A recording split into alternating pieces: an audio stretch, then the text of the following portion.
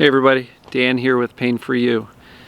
Today's topic is don't just write, feel. And so this is all about the emotional discovery. And I know there's a lot of crossover between my Facebook group and Nicole Stack's group, and a lot of the people in my group are doing journal speak, and a lot of people in her group are watching my videos, and I think there's a really nice combination of recommendations, a lot of synergy. Nicole and I think a lot alike as far as how to approach things. So this one's going to relate to the emotional discovery. Before I do, I keep on forgetting, I want to dive into the content. Let's just take a couple of nice calming breaths. Got some nice songbirds off in the distance.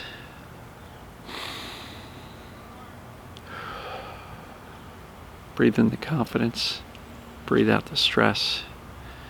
And so if you would, just kind of let your shoulders relax, let your body relax wherever you're at. And just breathe. So, don't just write, feel. The emotional discovery, the goal or the purpose of that is to teach ourselves, teach our brain that emotions are in fact safe. They truly are. They can seem scary, they can feel overwhelming, nobody likes to be upset, but the more we convince ourselves that we want to avoid them, the more we perpetuate the process that began all this stuff. Because again, as Dr. Sarno, the original creator, not creator, but founder, or person who discovered this mind-body concept, he determined, and I still buy into his original theory, we've got all of this emotional energy that can manifest itself as physical pain. Unfelt emotional energy manifests itself in physical pain. There is some debate whether or not it's a distraction mechanism or if it's just unfelt emotional energy that kind of unloads into the body. Regardless of the theory, I do believe that it's the unfelt emotional energy that is at the original cause. So this is why most of the TMS teachers out there really recommend a process of emotional discovery. Allow yourself to get in touch with and feel your emotions. Give yourself an outlet to let these emotions be felt and released.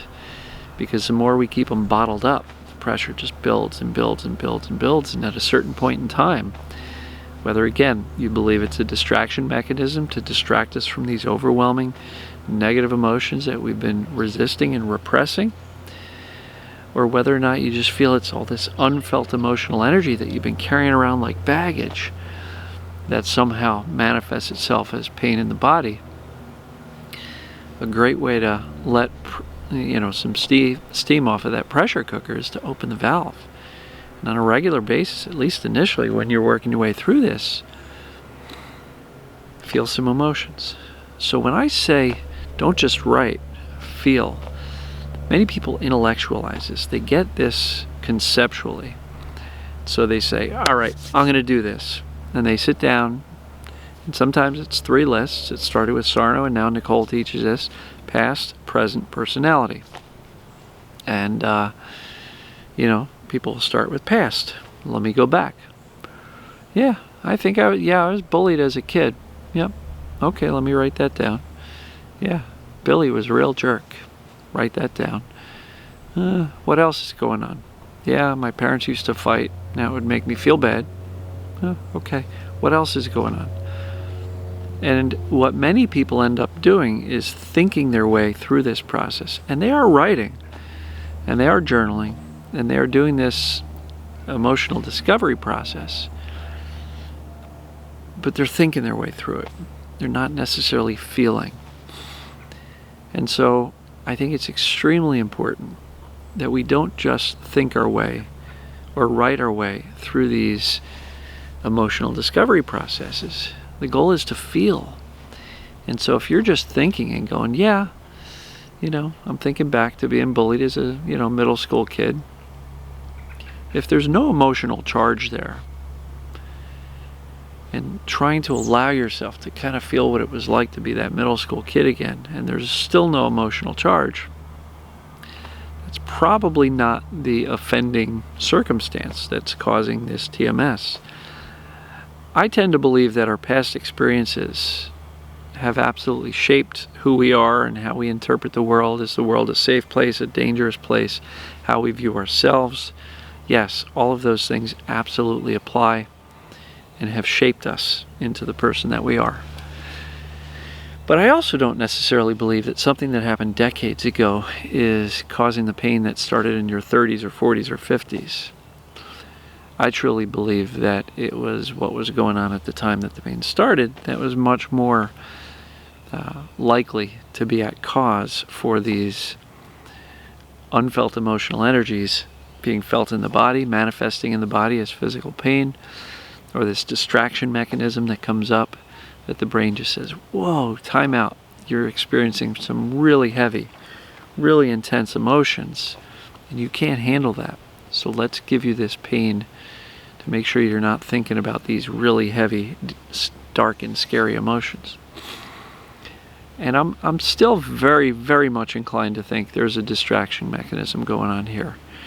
But for the people who can't jump to that, unfelt emotional energy can absolutely manifest itself as pain in the body, whether you think it's a distraction, a reaction, or maybe even a message. Doesn't matter, because the cure, the end, the way out is all still the same.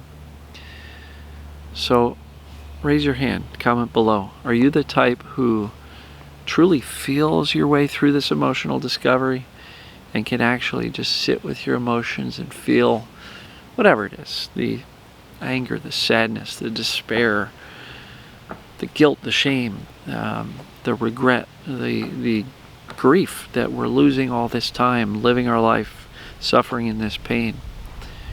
Really important to allow yourself to truly feel that. If it's like a gut punch and you feel it and you're tearing up or you're getting choked up or heavy heart, that's what it means to feel it. If you're sitting there going, well, I gotta write something for 20 minutes, so anytime you go and you kind of look up, that's body language for I'm thinking. I'm thinking. All right? And so if you're thinking your way through this, you're probably not going to make too much ground, and you might journal and think your way through the journaling or writing or emotional discovery process, and you're not really getting there. If you're pissed off and there's no emotional charge being felt in your body, you're probably not getting there. And again, those types of things are probably not going to bear much fruit as you try to move your way through this structured process that I'm mapping out for everybody here. Feeling your emotions is a core concept, a core principle in getting better from TMS. I will also tell you, it's not just feeling your emotions. Somebody said, oh, Dan, I read the books and I've been doing meditation, but it's not working. But I'm not journaling. Well, and he concluded that he's not journaling because he's very expressive of his emotions. Everybody around him always knows, what he's upset about. And so, maybe he is, maybe he's not. I tend to think that the people who are very outwardly expressive with their emotions, they vent them, they complain to other people, they are outwardly sad, angry, in a rage or rageful, those people tend to project their emotions out, maybe in an effort not to feel them themselves. So if that's you, I would encourage you to kind of just give yourself permission. Not by expressing to others, because that can obviously have social implications and people may not want to be around you if all you're doing is complaining about your feelings all day. But for yourself, in the privacy of your head, your heart, your home, your car, wherever, give yourself permission to just feel these emotions. Vent to yourself. Tell yourself what you're feeling. Go on a verbal rant. Write it if you want. But make sure you're actually feeling that feeling or sensation in the body, that kick to the gut that says, oh, that hurts so bad, and have your gut tighten or whatever. Because if you're just thinking it through, I don't think that's going to give you the results you're seeking, and I don't think you're going to teach your brain that emotions are safe if all you're doing is thinking about something and not able to really access the emotional charge. And I will tell you that if you can remember a past experience and there's no emotional charge there, it's probably not what's causing your TMS. So I like to really start with what was going on. When I coach somebody, I'll always start with, well, what was going on in your life when the pain or the symptoms started? And try to dig in there. And then what happened? And then what happened? More often than not, the people will start with some symptoms. They'll start down the medical path. Doctors, diagnoses, treatments, failed treatments, more doctors, more specialists, more treatments, more failed treatments.